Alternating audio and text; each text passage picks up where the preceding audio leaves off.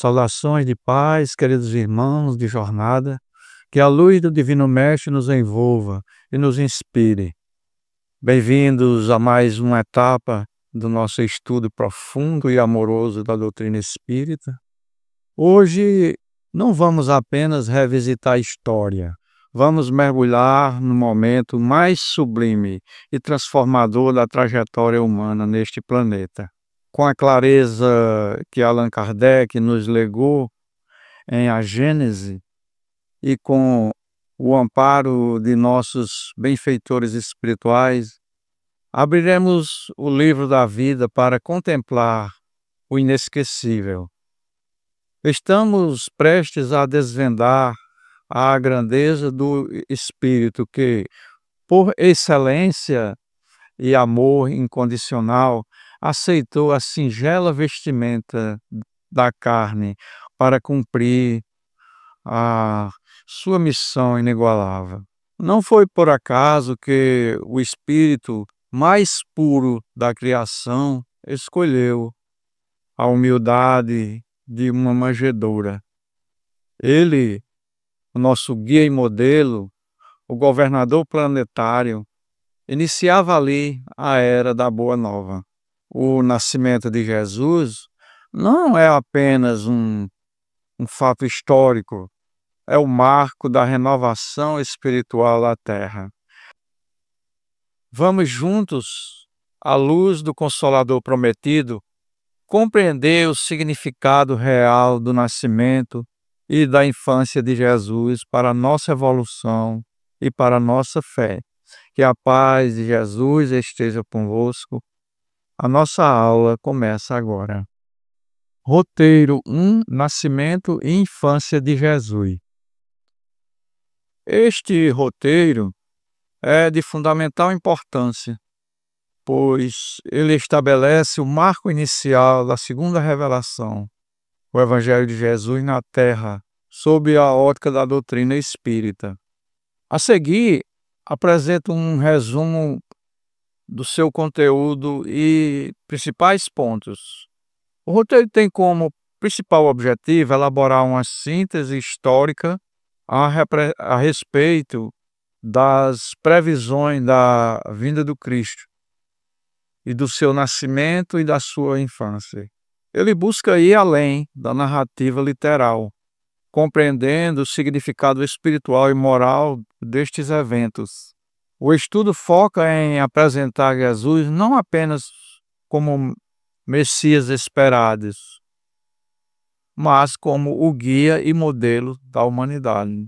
Jesus é afirmado como o Messias, ou Cristo, que significa ungido. Ele é o descendente do rei Davi, cuja vinda cumpriria a promessa de Deus de restaurar Israel. A escolha da manjedoura como um local do nascimento de Jesus fornece uma lição inestimável, simbolizando que a humildade representa a chave de todas as virtudes. O nascimento do Cristo é um marco da era definitiva da maioridade da humanidade terrestre, pois, com a sua exemplificação divina, ele entrega o código da fraternidade e do amor. O roteiro cita a importância das profecias e do testemunho dos apóstolos, inclusive mencionando a predição dos profetas com relação a Jesus, conforme abordado pelo Espiritismo em obras póstumas. Para cumprir seu objetivo de síntese, o roteiro aborda os eventos canônicos da infância do Mestre. É relatado o encontro de Maria com Isabel quando, ao ouvir a saudação, João Batista salta de alegria no ventre de Isabel. Em essência, este roteiro estabelece o alicerce para todo o estudo subsequente do Evangelho, apresentando a figura de Jesus à luz do Espiritismo como figura central e insuperável para a evolução moral e espiritual da Terra. Ele enfatiza sua grandeza como espírito e seu amor incondicional, que a humanidade, cedo ou tarde, reconhecerá. Nosso objetivo é elaborar uma síntese histórica a respeito das previsões da vinda do Cristo, do seu nascimento e sua infância. As predições sobre a vinda do Messias não são meros presságios, mas sim parte de um plano divino e providencial para a evolução da humanidade terrestre, evidenciando que Deus governa por leis imutáveis e não por eventos casuais, conforme nos explica a Gênese codificada por Allan Kardec. Desde a mais remota antiguidade judaica, afirmou-se a crença na vinda de um Messias, o Cristo, que significa o ungido. Este Messias, descendente da linhagem do rei Davi, deveria restaurar a glória de Israel e estabelecer um novo reino. Os profetas hebreus, como Isaías, Miqueias e outros, foram a voz da espiritualidade superior, anunciando os traços morais e as circunstâncias do nascimento do Messias, como a sua origem humilde e o local de seu nascimento é em Belém. Testemunho de profetas falando por inspiração e anunciando a vida do Messias. Para o Espiritismo, as previsões se cumpririam na vinda do Espírito mais puro e perfeito que a Terra já recebeu. Jesus é o guia e modelo de toda a humanidade, um Espírito crístico que presidiu a formação do planeta e veio não apenas para o povo, mas para toda a humanidade, trazendo a lei de amor. O nascimento de Jesus foi um evento simples e humilde, mas de imenso significado espiritual, conforme relatado pelos evangelistas Mateus e Lucas. O tema do testemunho dos profetas e as previsões sobre a vinda de Jesus é crucial. Ele nos permite ver a encarnação do Cristo não como um evento isolado, mas como ponto culminante de um plano divino, meticulosamente preparado conforme a doutrina espírita, que em a Gênese elucida a relação entre os milagres e as predições e as leis imutáveis de Deus. Para o Espiritismo, os profetas do Antigo Testamento atuaram como verdadeiros médios, inspirados e proféticos. Os profetas, como Isaías, Miqueias, Jeremias e etc., tinham a missão divina de preparar o povo de Israel para a chegada do Messias. Eles eram intermediários entre Deus e os homens, porta-vozes da lei e anunciadores do futuro. O anúncio da vinda do Cristo era feito através da inspiração. Os profetas, como médios, recebiam o pensamento dos espíritos superiores, em geral missionários, direto da falange do Cristo, e o transmitiam em linguagem humana, muitas vezes de forma alegórica, mas com precisão. Em a Gênesis, capítulo 14, as predições afirmam que a faculdade de prever eventos futuros, ou seja, profecia, é explicada pelas leis do universo. Para o espírito, o tempo não existe, como concebemos, né? O futuro não é incerto para Deus e para os espíritos puros. Logo, a predição é a comunicação de um evento já determinado ou necessário no plano da providência. A profecia sobre Jesus não foi um ato mágico, mas a revelação antecipada de um evento necessário à evolução da Terra, comunicando por espíritos que possuíam a visão do conjunto, mostrando que a providência governa por meio de leis e não por caprichos. A vinda de Jesus, portanto, foi o evento mais aguardado e profetizado, não por ter sido imposta, mas por ser a expressão máxima do amor e da misericórdia de Deus para com seus filhos. O Espiritismo, ao estudar essa previsão, reafirma que Jesus é o guia modelo cuja encarnação marcou a transição da humanidade para a era da maioridade espiritual. Algumas profecias do Velho Testamento. Portanto, o Senhor mesmo vos dará um sinal. Eis que a Virgem conceberá e dará à luz um filho. Ele chamará Emanuel. Isaías 7,14. Vê-lo-ei, mas não agora. Contemplar-o-ei, mas não de perto. Uma estrela procederá de Jacó. De Israel subirá um cetro que ferirá as têmporas de Moabe e destruirá todos os filhos de Seta. Números 24:17. Para o Espiritismo, a figura de Maria é um espírito de elevadíssima pureza moral.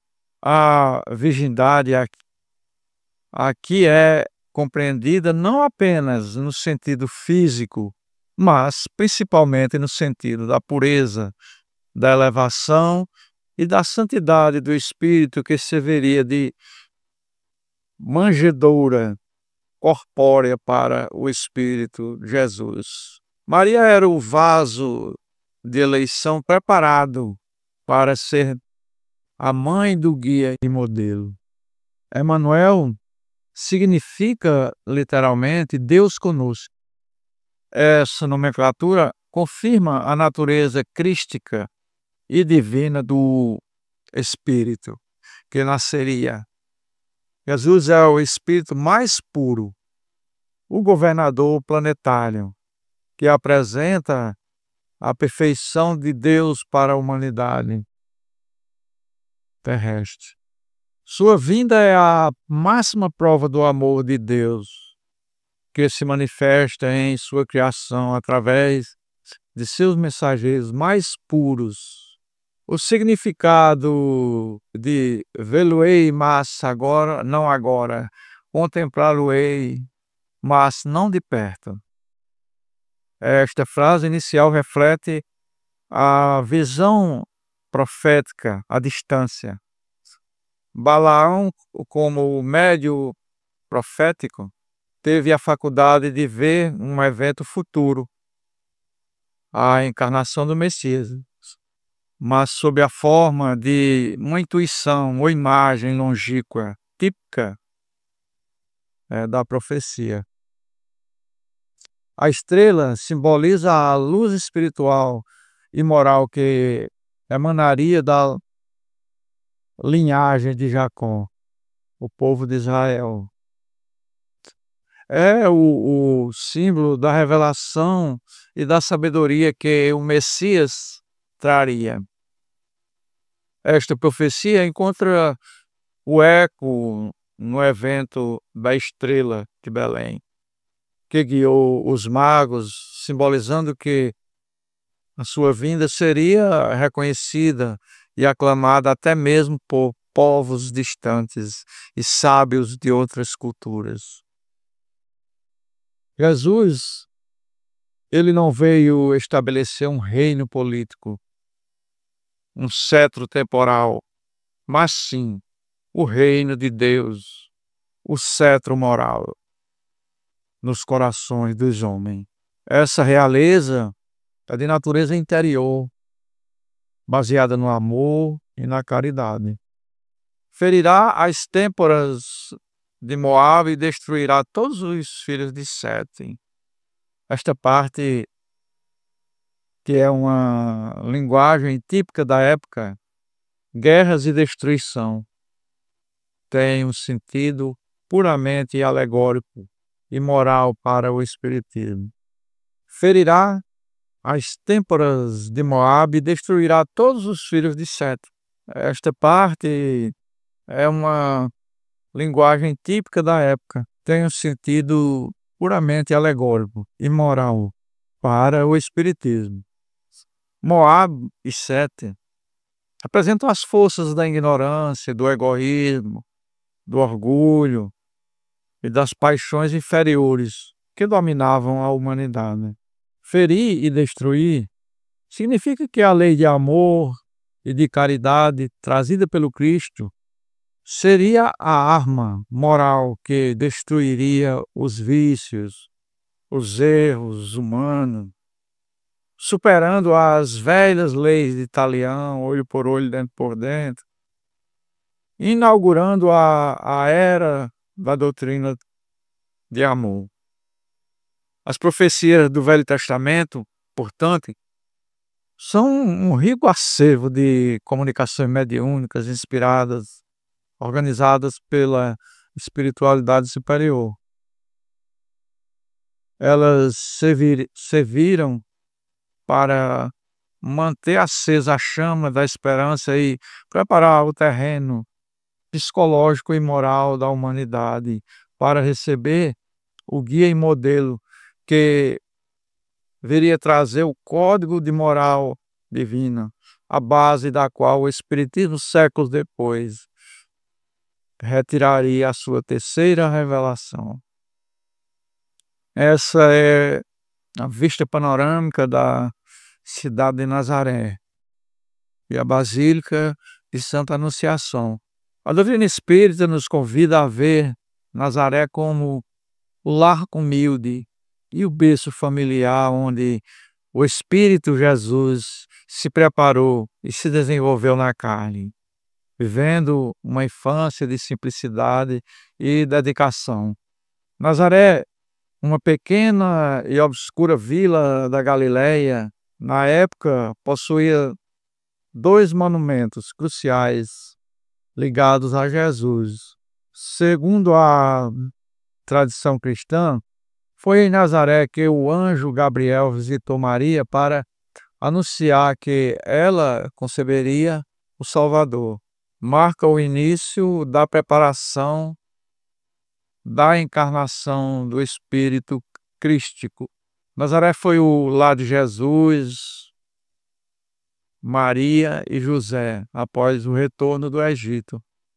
É a cidade onde Jesus crescia em sabedoria, estrutura e graça diante de Deus e dos homens. É o local da vida simples, do trabalho honesto na carpintaria de José, e do desenvolvimento do espírito na experiência física. A Basílica de Santa Anunciação é o templo católico erguido no local onde, segundo a tradição, ficava a casa de Maria e onde ocorreu a Anunciação. Ela serve como um ponto de referência para a memória daquele evento sublime. O que o local físico representa é a grandeza do Espírito de Maria e a confirmação da ação da providência divina no planejamento da vinda de Jesus. A Basílica, embora grandiosa, hoje está erguida sobre as ruínas da casa que era provavelmente muito humilde. Este fato ressalta a lição de que os eventos mais sagrados e transformadores da história humana ocorreram na simplicidade, contrastando com o fausto e o poder terreno. Ao contemplarmos a Basílica, somos convidados a olhar para o plano espiritual que a precedeu. O verdadeiro santuário não é o edifício de pedra, mas o coração de Maria e o lar de Nazaré, onde o amor divino se manifestou na mais pura simplicidade para dar início à era da Boa Nova. Jesus viveu na Palestina durante o reinado de Herodes Antipas. Nesta época, realizava-se o censo para a contagem do povo judeu e cobrança de impostos. Maria e José foram a Belém a fim de alistar-se. O período do nascimento de Jesus é marcado pelo domínio do Império Romano sobre a Palestina. E o censo é a prova disso.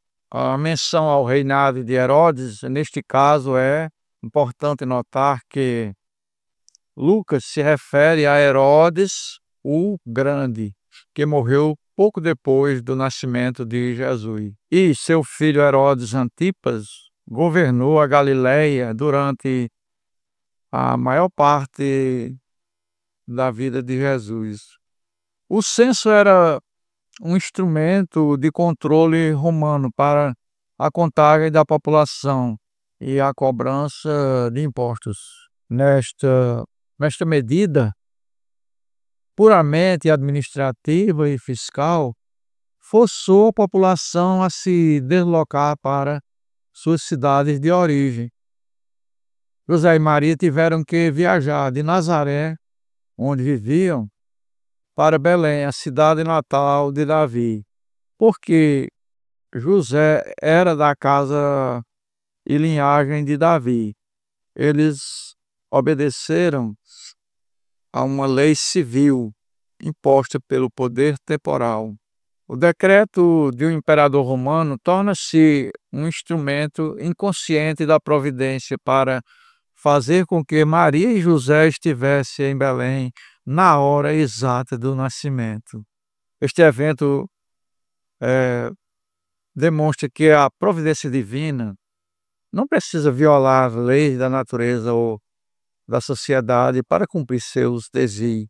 A vinda do Espírito Crístico foi planejada e as circunstâncias históricas foram utilizadas para que a profecia se cumprisse com perfeição.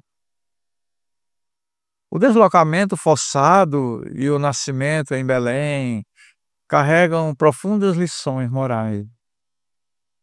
O ato de ter que se submeter à lei humana, como o censo, levou o guia e modelo da humanidade a nascer na mais extrema humildade, uma manjedoura, pois não havia lugar para eles na hospedaria.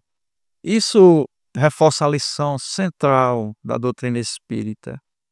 A verdadeira realeza do espírito não reside no poder, na riqueza, mas na abnegação e na simplicidade. A viagem cansativa e a falta de recursos mostram que Maria e José eram pessoas simples, submetidas às vicissitudes da vida terrena. O nascimento em Belém, sob tais circunstâncias, atesta que o maior evento da terra não precisou de pompas, mas apenas de amor, fé, submissão à vontade de Deus. Em resumo, a viagem de Maria e José a Belém para o censo é a prova histórica de que o plano de Deus se realiza por meio da ordem e da harmonia das leis universais. Os eventos sociais, econômicos, políticos, são peças na engrenagem da providência, servindo invariavelmente ao propósito maior da evolução e da manifestação da luz. Que possamos observar neste mapa o trajeto percorrido por Maria e José. Foi uma jornada árdua e simbolicamente rica. A distância entre Nazaré, na Galileia, ao norte, e Belém, na Judéia, ao sul, é de aproximadamente 120 a 150 quilômetros, dependendo da rota utilizada para a época. A viagem era longa, perigosa e duraria no mínimo de 4 a 7 dias de caminhada ou montado em jumento. Maria estava em estado avançado de gravidez. O censo romano exigia a presença de José e sua família em Belém, sua cidade de origem, a que impôs a eles a necessidade de viajar sob as condições físicas desfavoráveis. A travessia enfrentada por Maria em seu estado é um ato de extrema resignação e fé. Ela sabia da natureza sublime do espírito que carregava e, com isso, enfrentou as privações com coragem e devoção, inabalável a missão. A profecia de Miqueias exige que o Messias nascesse em Belém. O censo, um evento secular, serviu como a mão da providência para garantir que a família estivesse no local exato, no momento exato, sem que fosse necessário qualquer milagre ou derrogação das leis naturais. Vocês estão vendo aí a vista panorâmica de Jerusalém, cidade antiga, vista do Monte das Oliveiras.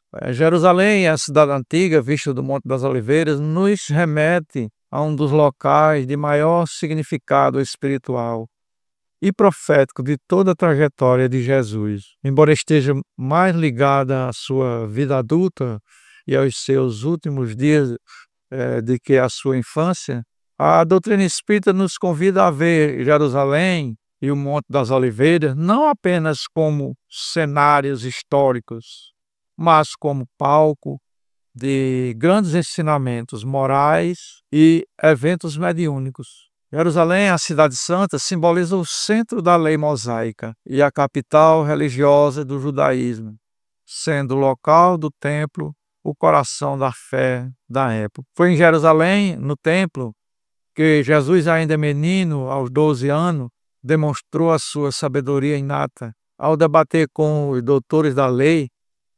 episódio que está na sequência da infância. Isso ilustra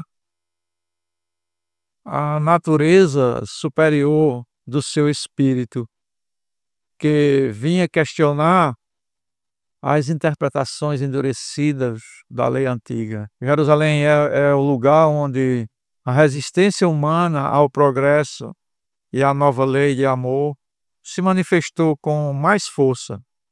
Ali Jesus enfrentou o orgulho, o egoísmo dos sacerdotes e fariseus. É o palco das grandes provas e do sacrifício final. O Monte das Oliveiras, ou o Monte Olivete, é uma elevação a leste de Jerusalém, separada da cidade pelo Vale do Cédron. É um dos locais mais impregnados da vibração espiritual do Mestre. A vista de Jerusalém, a partir do Monte das Oliveiras, é simbólica.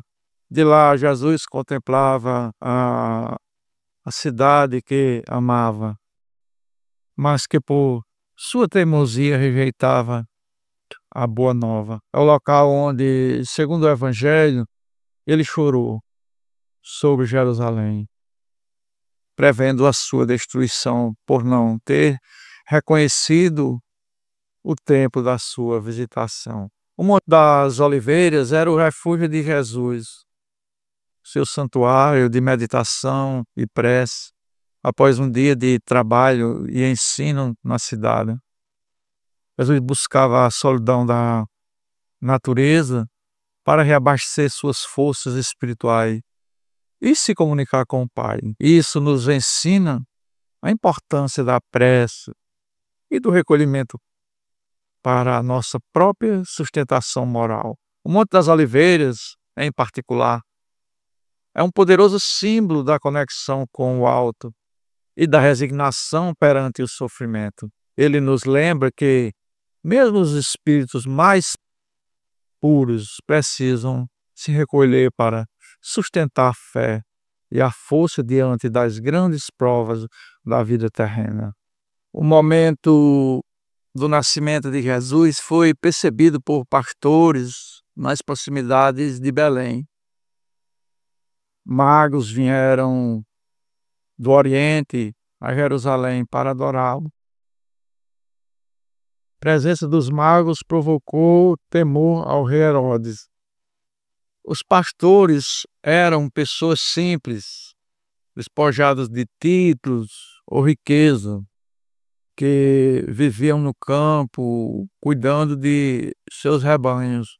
O anúncio do nascimento de Jesus foi feito a eles por espíritos luminosos, um grandioso fenômeno de mediunidade ostensiva. Este é um dos maiores ensinamentos do Evangelho. A prioridade do reino de Deus, a boa nova, não foi primeiramente revelada aos doutores da lei, aos sacerdotes, aos poderosos de Jerusalém, mas aos humildes de coração. O Espiritismo afirma que a simplicidade, a pureza de intenção e a ausência de orgulho são as condições essenciais para a sintonia com o mundo espiritual superior. O evento reforça a lição da manjedoura. A verdadeira realeza do Mestre é moral. E o primeiro reconhecimento veio daqueles que o receberiam com a mais pura fé. Os magos, que simbolizavam os sábios e astrólogos do Oriente, outras culturas, representam o reconhecimento universal da vinda do Cristo. Eles vieram da terra, de terras distantes, guiados pela ciência, pela observação, ou seja, a estrela. A estrela que guiou é interpretada pela doutrina espírita como um fenômeno fluídico luminoso, orquestrado pelos espíritos superiores, servindo como farol para aqueles que tinham a visão espiritual e a elevação moral necessária para segui-la. Não foi um evento casual, mas uma manifestação da providência. Os magos representam a união da sabedoria com ciência da época e da fé sincera, que se inclinam diante da superioridade moral de Jesus. Eles trazem presentes simbólicos que atestam a realeza, a divindade e o sacrifício do Messias. Herodes, representante do poder temporal, do egoísmo, do orgulho humano, temeu a notícia de um rei dos judeus. Isso criaria um profundo contraste. Temor de Herodes e sua subsequente ordem de matar os inocentes de Belém simboliza a reação imediata do orgulho, do egoísmo humano contra a luz da verdade. O mal reage violentamente à proximidade do bem. A reação de Herodes resulta na fuga de Maria e José para o Egito, guiados por um aviso do anjo em sonho. Este episódio é a prova de que a providência divina, os espíritos protetores, vela pelo Mestre, desviando a má vontade humana para garantir o cumprimento da sua missão. Em suma, o nascimento de Jesus é um ensinamento poderoso sobre a ação da espiritualidade superior, a universalidade da sua missão e a inevitável resistência do egoísmo humano. A doutrina espírita vê nesses eventos a confirmação de que a verdade se manifesta na simplicidade e é reconhecida pela sabedoria e triunfa sobre o orgulho pela ação amorosa da providência. Basílica da Natividade, local do nascimento de Jesus. O local do nascimento de Jesus em Belém é reverenciada historicamente através da Basílica da Natividade. Embora a doutrina espírita priorize a lição moral e a verdade espiritual sobre os locais físicos, a Basílica serve como um poderoso símbolo do evento que marcou a história do mundo. A Basílica da Natividade é um dos santuários cristãos mais antigos do mundo, erguida sobre a gruta que a tradição aponta como o local exato do nascimento de Jesus. O que se venera no local é a Gruta da Natividade, um espaço subterrâneo que originalmente era uma caverna ou um estábulo escavado na rocha, usado para guardar animais.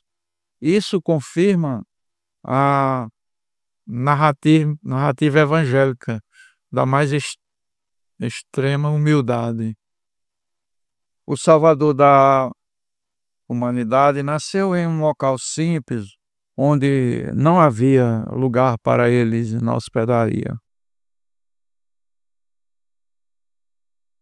A doutrina espírita enfatiza que a escolha de Belém e da manjedoura, a gruta, foi providencial, serviu para gravar na memória da humanidade a lição de que o verdadeiro valor e a realeza residem no espírito, nas virtudes morais, e não nas condições materiais, na riqueza ou no poder temporal. A basílica, portanto, simboliza o ponto onde a luz do espírito mais puro da criação se manifestou no mundo.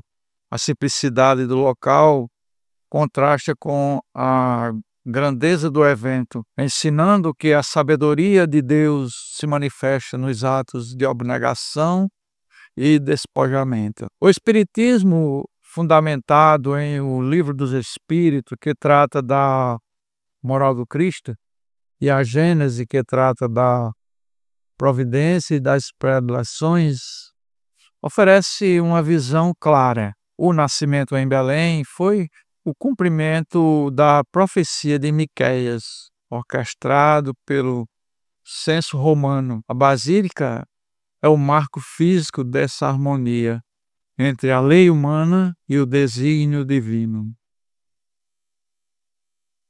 O fato de o mestre ter nascido em uma gruta, um local marginalizado, é um convite eterno. A reflexão sobre o orgulho humano. Se o Messias houvesse nascido em palácio, em Jerusalém, a lição da humildade teria se perdido. A Basílica preserva a memória dessa escolha divina pela simplicidade. E o que o Espiritismo nos convida a venerar ao pensarmos na Basílica da Natividade?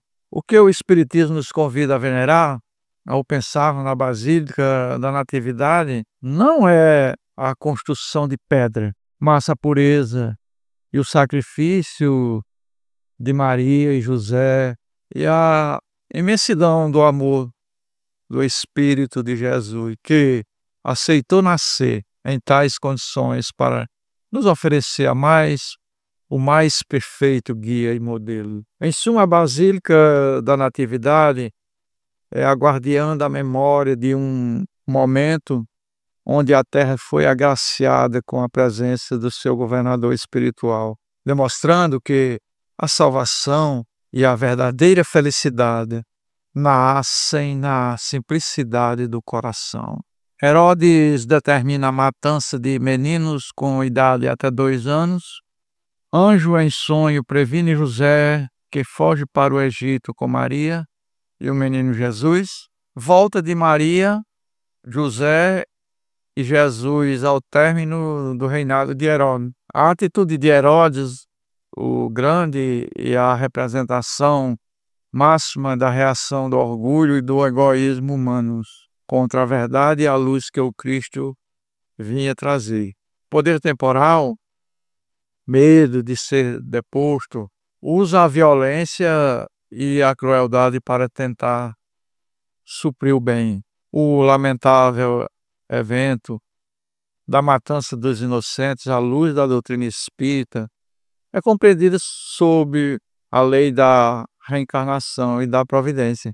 As crianças que desencarnaram prematuramente não são vítimas de um Deus cruel, mas sim espíritos que muitas vezes estavam cumprindo provas ou expiações coletivas, ou que tiveram suas existências interrompidas em um momento oportuno para seus próprios reajustes espirituais. Embora o ato de Herodes seja para eles, seus executores, um débito moral gravíssimo, um débito moral gravíssimo. Um anjo em sonho previne José que foge para o Egito com Maria e o menino Jesus. O anjo é um espírito protetor, o mensageiro direto da falange do Cristo, que se comunicou com José, um espírito simples, justo e receptivo. A fuga para o Egito não foi um milagre, mas uma ação organizada da providência divina. O plano maior para o guia da humanidade não poderia ser frustrado pelo arbítrio de um rei terreno. O aviso em sonho demonstra que o mundo espiritual superior está em constante vigilância e intervenção benéfica para proteger seus missionários. A ida para o Egito também é vista como cumprimento da profecia de Oséias. Do Egito chamei meu filho. Oséias 11:1.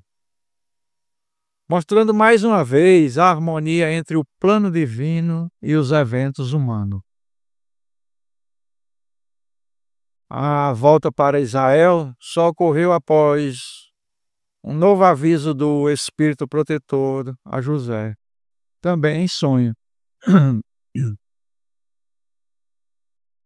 informando que o perigo havia passado. Isso demonstra a continuidade da assistência espiritual e a obediência e fé inabalável de José. Ao retornar e temendo o novo governante da Judeia, Arquelau, filho de Herodes, José e Maria se dirigiram para Galiléia, para a cidade de Nazaré. Este fato também cumpre uma previsão profética de que Jesus seria chamado de Nazareno. Nazaré era um local simples e menos visado politicamente. O retorno e a permanência em Nazaré garantiram que Jesus crescesse em um ambiente de humildade e no anonimato, preparando-se longe do foco da ostentação de Jerusalém. Isso permitiu que o espírito crístico, em seu desenvolvimento na carne, vivesse uma vida de trabalho, aprendizado na carpintaria, estabelecendo o exemplo do trabalho digno e do desenvolvimento silencioso que marcou a sua preparação para a missão pública. Poucos sabem os historiadores sobre a infância de Jesus. Jesus cresceu em Nazaré e provavelmente auxiliava José em seus trabalhos de carpintaria. Aos 12 anos, por ocasião da Páscoa judaica, surpreende os doutores do templo com seus conhecimentos religiosos. O silêncio dos evangelhos sobre a maior parte da infância de Jesus é em si um grande ensinamento. O espírito mais evoluído da Terra passou a maior parte de sua juventude na obscuridade, longe dos holofotes de Jerusalém e das escolas rabínicas. Isso mostra que a preparação para a grande missão se faz no recolhimento, na simplicidade e no anonimato. O fato de Jesus ter nascido e crescido em Nazaré e provavelmente ter ajudado a José na carpintaria ensina sobre a dignidade do trabalho. Ele não era asceta isolado, mas sim um indivíduo inserido em vida comunitária, que conheceu o esforço físico e a disciplina da profissão. E isso estabelece o exemplo de que o trabalho é a lei da vida. E é através dele que o espírito se aperfeiçoa, se sustenta. O guia da humanidade não veio de uma elite ociosa, mas do seio do povo trabalhador. A doutrina espírita entende que, embora Jesus fosse um espírito crístico, ele se submeteu às leis do corpo físico. O espírito de Jesus não precisava aprender no sentido comum, mas ele precisava que seu corpo e sua mente se desenvolvessem para que sua luz pudesse se manifestar plenamente. O ambiente de paz e trabalho de Nazaré foi ideal para esse desenvolvimento silencioso. Aos 12 anos, um menino judeu era considerado filho da lei e iniciava sua participação ativa nas festividades religiosas. A viagem anual a Jerusalém por ocasião da Páscoa era uma tradição. O momento do templo é o registro da primeira manifestação pública da sua superioridade. O fato de Jesus, um menino de uma aldeia remota, Nazaré,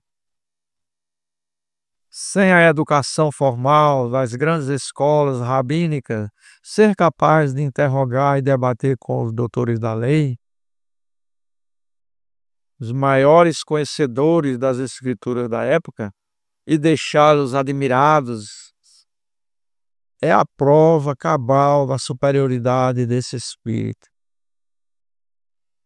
Para nós, espíritas, este evento atesta que o conhecimento e a sabedoria de Jesus não era fruto de um aprendizado encarnatório, como é preparado os espíritos comuns, mas sim o conhecimento inato de um espírito perfeito, que não tinha mais nada a aprender sobre as leis de Deus.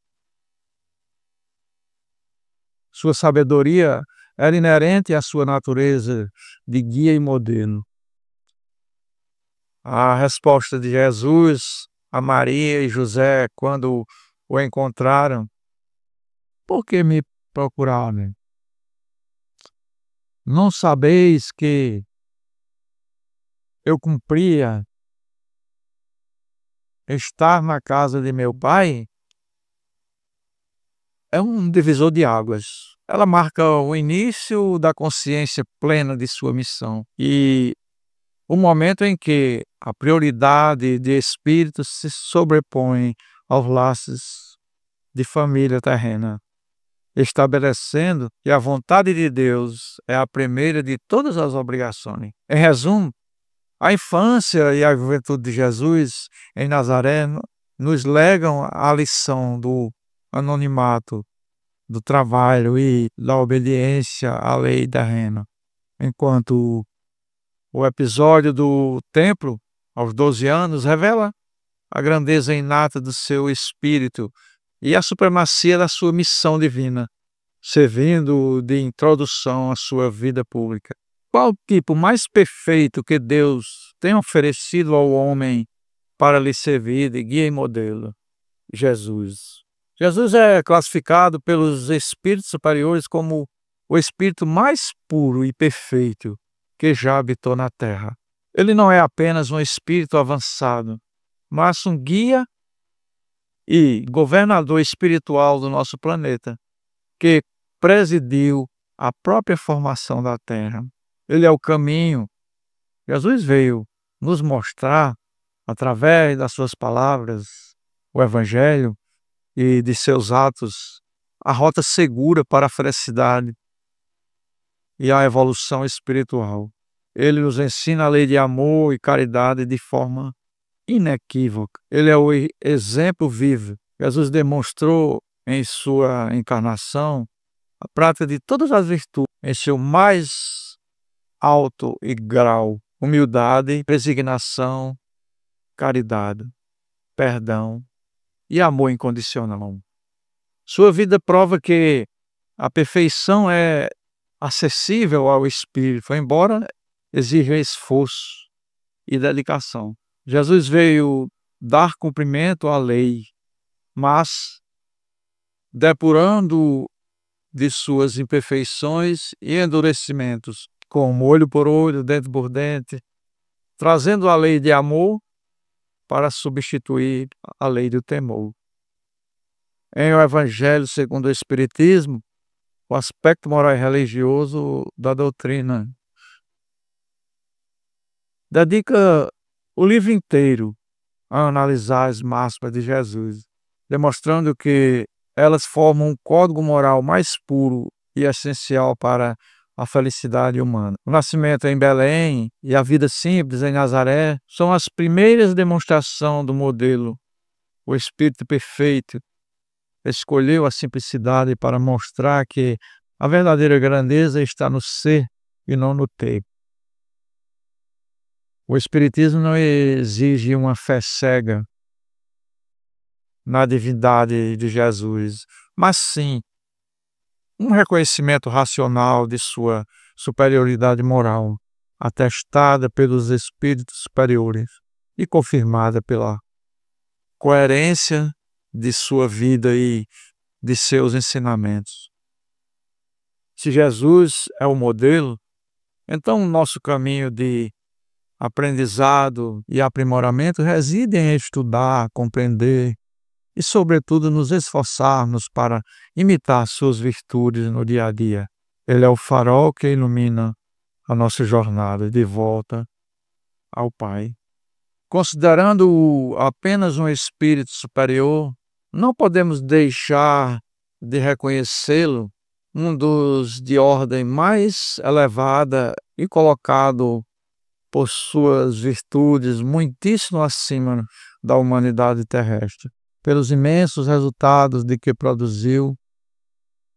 A sua encarnação neste mundo forçosamente há de ter sido uma dessas missões que a divindade somente a seus mensageiros diretos confia para cumprimento de seus desígnios.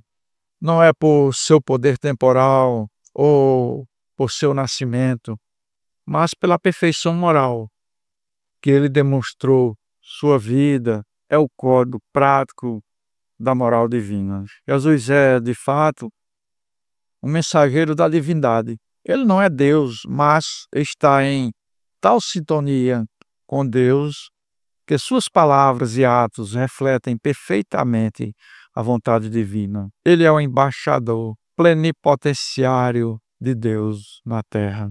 Se ele é um espírito que atingiu a perfeição, embora é incomparavelmente superior a nós, ele mostra que a perfeição é a meta final de todos os espíritos.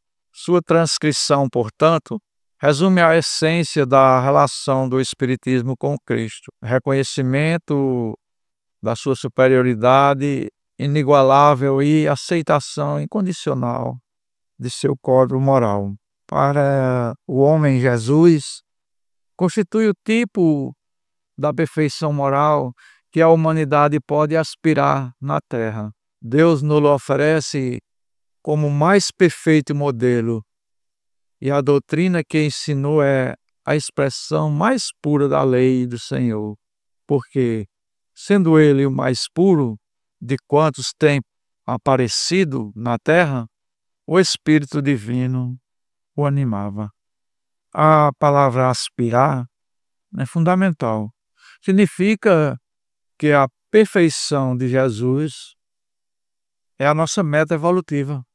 O Espiritismo nos ensina que a perfeição é relativa para os espíritos terrestres. A perfeição está em seguir a rota moral traçada por Jesus. Enquanto a lei mosaica era adaptada à barbárie do tempo e às interpretações humanas posteriores a endurecerem, os ensinamentos de Jesus são a expressão mais pura do amor e da justiça divina. O Espiritismo veio como consolador para restaurar o Evangelho em sua pureza original. A pureza da doutrina de Jesus é uma consequência direta da pureza do seu espírito. Ele não ensinava verdades de segunda mão. Ele era a verdade em si mesmo. Esta expressão não deve ser confundida com o Deus Pai. O Espírito Divino refere-se à incessante e perfeita sintonia de Jesus com a vontade de Deus. Sua pureza moral era tamanha que a comunicação e a identificação de seus desígnios com os de Deus eram completas. Ele era o canal perfeitamente límpido do amor de Deus. Por ser o mais puro, ele podia refletir a divindade sem distorções. Ele viera ensinar aos homens que a verdadeira vida não é a que transcorre na terra, e sim a que é vivida no reino dos céus. Jesus, ao ensinar sobre a vida no reino dos céus, revela que nossa vida na terra é apenas uma fase transitória, uma escola, uma prova. A vida real e definitiva é a do Espírito, que é imortal e habita o plano espiritual, o reino dos céus ou o reino de Deus. A doutrina de Jesus é a antítese do materialismo. Ao nos apontar para o céu, ele nos convida a desapegar das ilusões, das vaidades terrenas. Riquezas, poder, glórias efêmeras, e a priorizar os bens que não podem ser corroídos pela traça e nem pela ferrugem. Os bens morais, como caridade, perdão e humildade. O reino dos céus não é um lugar físico determinado, mas um estado de espírito. É o estado de paz, de alegria e de pureza, alcançado pelo espírito que se depurou do egoísmo, do orgulho, vivendo a lei de amor. Jesus nos mostra que a felicidade verdadeira não está na terra, mas na evolução moral que alcançamos. Porque o espírito mais puro nasceu na manjedoura para provar que as circunstâncias da vida na terra, pobreza, exílio, trabalho humilde, não define a verdadeira grandeza do espírito. Ele demonstrou que a felicidade e a missão não dependem da riqueza terrena. O trajeto árduo de Nazaré a Belém e o exílio são as provas de que a vida terrena é cheia de vicissitudes. Mas Jesus, desde cedo, mostrou que essas provas são suportáveis e necessárias quando se tem a consciência da vida maior. Portanto, o ensinamento de Jesus sobre a verdadeira vida é a coluna vertebral de sua doutrina, orientando-nos a semear na terra trabalho e caridade, com o olhar fixo no destino eterno, o aprimoramento do espírito. Queridos irmãos, Chegamos ao final deste mergulho sublime no nascimento e infância de Jesus. O que levamos desta aula não é apenas a história de uma manjedoura, mas a certeza de um amor divino que se manifestou na terra. Vimos o censo, a perseguição de Herodes e o humilde trabalho em Nazaré não foram por acaso, mas sim ferramentas da providência que atestam uma verdade, que a verdadeira grandeza reside na simplicidade. A vida de Jesus, desde o berço, e o nosso código de conduta, a prova viva de que a perfeição moral é a meta de todo o espírito. Ele é, para sempre será, o nosso guia e modelo, conforme nos ensina o Livro dos Espíritos. Lembre-se, o mestre não precisou de palácios para nos amar, nem de títulos para nos ensinar a verdade mais pura da lei de Deus. A sua mensagem é clara: a verdadeira vida é a do Espírito e que se constrói no reino dos céus, através da caridade, da humildade aqui na terra. Se o Cristo veio ao mundo de forma tão simples, qual é a nossa desculpa para não simplificarmos o nosso próprio coração? Nossa jornada continua na próxima aula. Avançaremos para os ensinos e a missão de Jesus, desvendando como suas palavras e atos, à luz do Espiritismo, se tornam o consolador para a nossa vida diária. Não percam o próximo capítulo desta jornada de luz. Se inscreva no canal, compartilhem esta aula, convidem amigos e tragam suas dúvidas para que a luz da doutrina espírita ilumine cada vez mais corações. Que Jesus nos abençoe e nos inspire a viver a cada dia a pureza do Evangelho. Até a próxima, com os corações em prece.